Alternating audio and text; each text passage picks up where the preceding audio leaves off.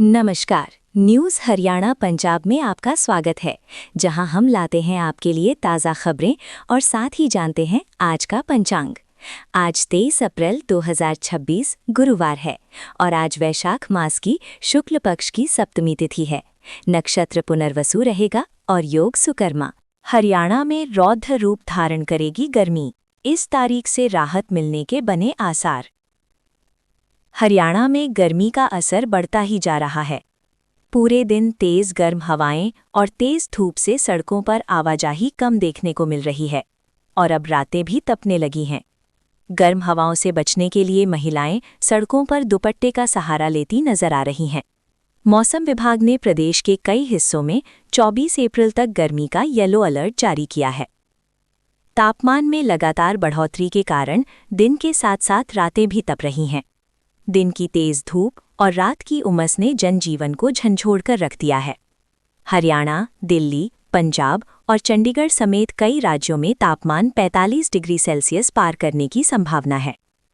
मौसम विभाग ने आने वाले दिनों के लिए उत्तर पश्चिम, मध्य और पूर्वी भारत के कई हिस्सों में लू की संभावना जताई है और इस दौरान सावधानी बरतने की सलाह दी है। हरियाणा में मुख्यमंत्री दुग्ध उपहार योजना शुरू। सरकारी स्कूलों की छात्राओं को मिलेगा फ्लेवर्ड मिल्क पाउडर व मिल्क बार। हरियाणा के सरकारी स्कूलों में पढ़ने वाली छात्राओं के स्वास्थ्य को बेहतर बनाने की दिशा में प्रदेश सरकार ने एक बड़ा कदम उठाया है। बता दें कि प्रदेश के स्कूलों में कक्षा 9वीं से 12वीं तक की छात्राओं के पोषण स्तर को बेहतर बनाने के लिए मुख्यमंत्री दुग्ध उपहार योजना शुरू की गई है। इस योजना में पात्र छात्राओं को 75 दिनों तक fortified skimmed flavoured milk powder और 75 दिनों तक प्रोटीन मिल्क बार दिए जाएंगे। शिक्षा विभाग द्वारा इस संबंध में पत्र जारी कर दिया गया है, जिसमें बताया गया है कि मिल्क पाउडर की आपूर्ति Haryana dairy development cooperative federation Vita brand और प्रोटीन बार की आपूर्ति हरियाणा एग्रो इंडस्ट्रीज कॉरपोरेशन द्वारा की जाएगी। हरियाणा में राशन कार्ड धारकों के लिए जरूरी खबर। गेहूं वितरण से जुड़ी ताज़ा अपडेट आई सामने। हरियाणा में राशन कार्ड धारकों के लिए एक जरूरी खबर सामने आई है। खाद्य एवं आपूर्ति विभाग द्वारा जानकारी साझा की गई है कि इस साल अप्रैल व मई महीने का अनाज यानी 2 महीने का गेहूं 1 से 30 अप्रैल तक वितरित किया जा रहा है।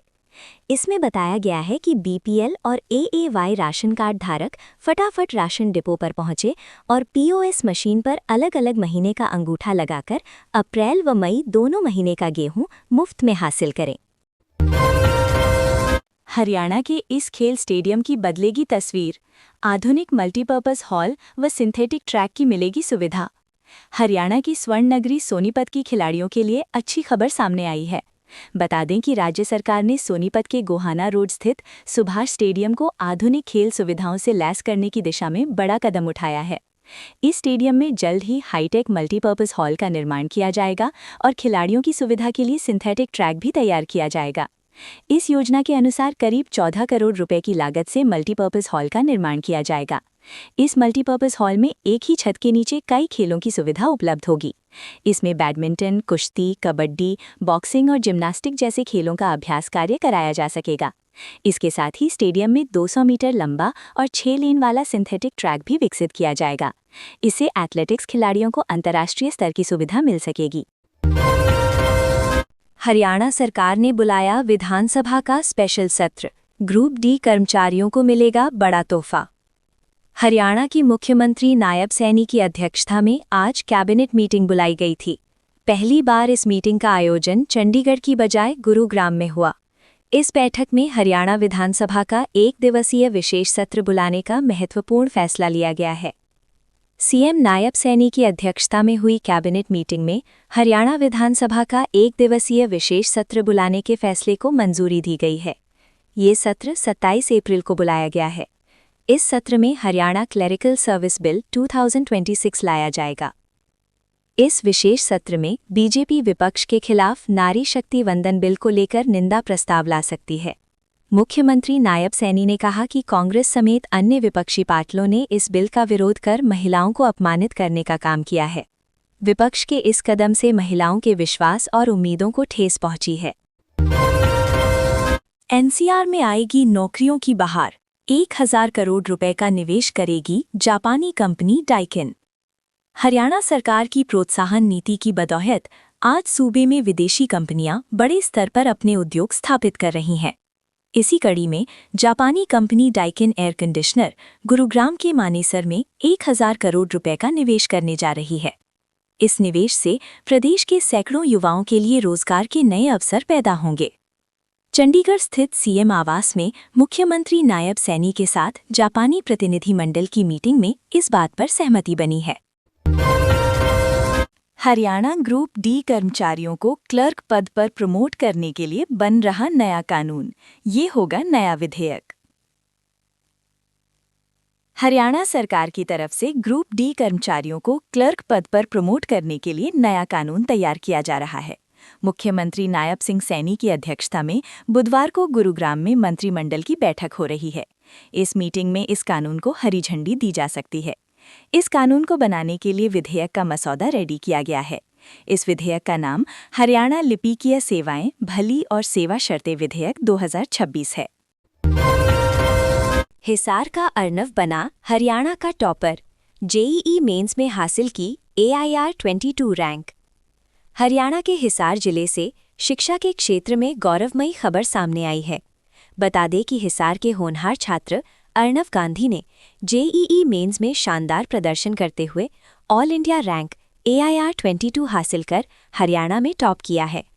नेशनल टेस्टिंग एजेंसी NTA द्वारा जारी परिणामों में अर्नव ने 100 परसेंटाइल के साथ 300 में से 295 अंक प्राप्त किए, जो देश के टॉप स्कोर में शामिल है। मई में सूर्य, मंगल और बुध एक ही राशि में होंगे विराजमान। इन 4 राशियों की होगी बल्ले बल्ले। अप्रैल का महीना आप समाप्ति की ओर है। इसके बाद मई के महीने की शुरुआत हो जाएगी। इस महीने में आपको कई बड़े ग्रह राशि परिवर्तन करते हुए दिखाई देंगे। शुरुआत में ही बुध ग्रह मेष राशि में प्रवेश कर जाएंगे। इसका प्रभाव वैसे तो सभी राशि के जातकों पर दिखाई देगा, परंतु कुछ राशि के जातकों को सीधा सीधा लाभ मिलने वाला है। बुध के साथ साथ मई महीने में मंगल भी मेष राशि में प्रवेश करेंगे। ये इस राशि के स्वामी माने जाते हैं। ऐसे में कई राशि के जातकों को लाभ मिलेगा।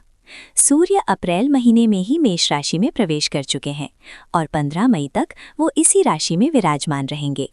ऐसे में एक ही राशि में 3 ग्रहों का जमावड़ा होगा। इस स्थिति की वजह से कुछ राशि के जातकों को विशेष लाभ मिलता हुआ दिखाई दे रहा है। चंडीगढ़ में सुबह सुबह एनकाउंटर, ताबड़तोड़ गोलियों से दहला इलाका, आरोपी गिरफ्तार। पंजाब और हरियाणा की राजधानी चंडीगढ़ में बुधवार सुबह उस समय दहशत फैल गई जब हरियाणा के एक गैंगस्टर और चंडीगढ़ पुलिस की ऑपरेशन टीम के बीच मुठभेड़ हो गई। इस दौरान दोनों ओर से करीब 5 राउंड फायरिंग हुई, जिससे इलाके में अफरा तफरी मच गई। पुलिस ने कार्रवाई करते हुए आरोपी को मौके पर ही गिरफ्तार कर लिया।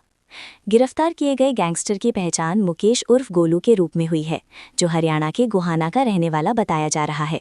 पुलिस के मुताबिक उन्हें पहले ही सूचना मिल गई थी कि आरोपी चंडीगढ़ में किसी बड़ी वारदात को अंजाम देने की फिराक में आ रहा है। इलाके में अचानक से धमाका, 3 लोग घायल, घर की उड़ी दीवारें, इधर उधर भागे लोग। अबोहर में पटेल पार्क के पास एक बड़े हादसे की खबर सामने आ रही है। बताया जा रहा है कि अचानक धमाका हुआ, जिससे आमने सामने की दुकानें और दुकानों के पीछे बने घर में नुकसान हुआ है। घर को काफ़ी नुकसान पहुंचा है। दीवारें और दरवाजे टूट गए। लोगों ने मौके से भागकर अपनी जान बचाई है। लेकिन कहा जा रहा है कि आग में एक महिला झुलस गई है, जबकि 2 अन्य लोग घायल हो गए हैं, जिन्हें इलाज के लिए पास के अस्पताल में भर्ती कराया गया है। फिलहाल धमाके की वजह क्या है, इसके पता लगाने के लिए जांच की जा रही है।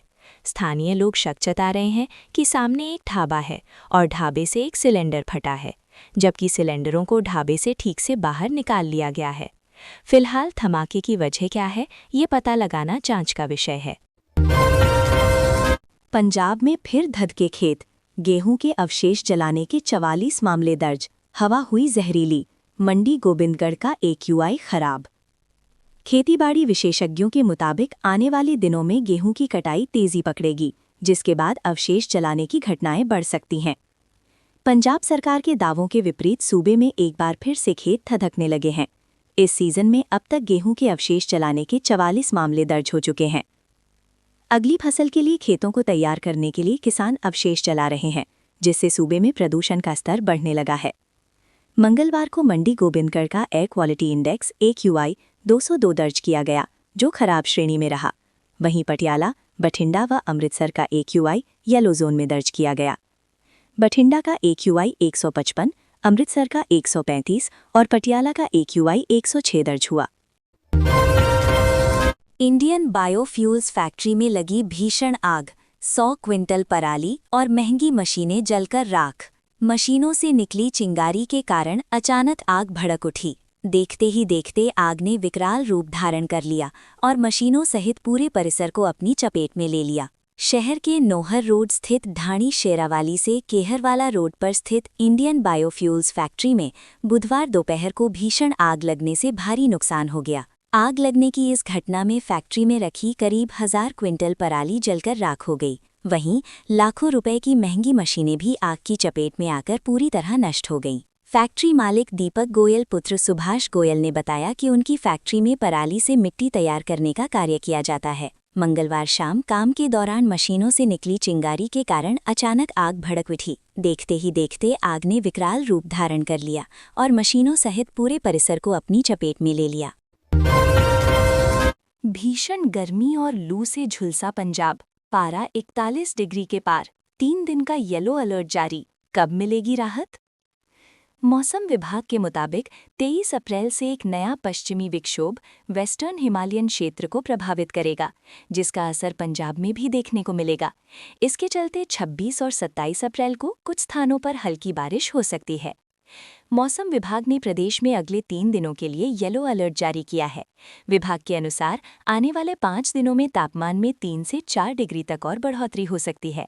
बुधवार को लुधियाना, नवांशहर, रूपनगर, संगरूर, फतेहगढ़ साहिब, SAS नगर और पटियाला में लू का असर अधिक रहेगा, जबकि वीरवार से गर्मी और तेज होने के आसार हैं। वहीं पठानकोट, अमृतसर, गुरदासपुर, होशियारपुर, तरनतारण और फिरोजपुर में लू का असर अपेक्षाकृत कम रहेगा।